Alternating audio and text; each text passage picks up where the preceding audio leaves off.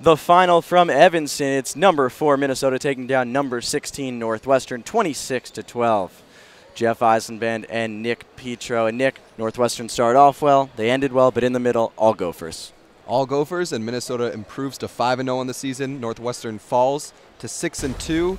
A big win for Minnesota. Here are the highlights. First, we have at 133 pounds, David Thorne taking down Dominic Malone by a score of 15-5.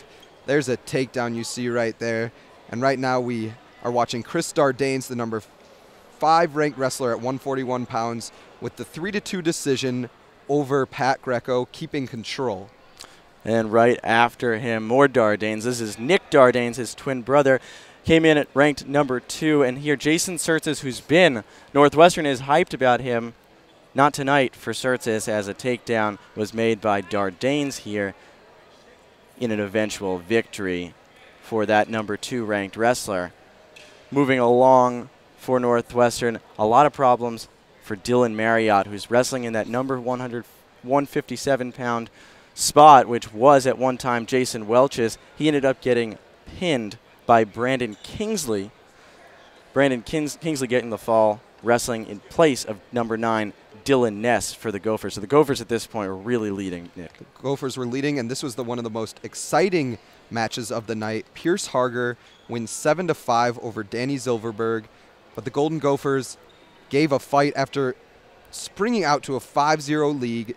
Danny Zilverberg ties it up with this reversal to back points, but Pierce Harger pulls it out 7-5 in the end. Northwestern's back in it a little bit, 16-6. And then after this, we have number 9 ranked Lee Munster improving to 6-1 on the season with a 5-1 decision over Alec Ortiz, wrestling in place of Logan Storley for the Golden Gophers. So Northwestern had a chance there, but it was Alex Polizzi getting pinned by Scott Schiller.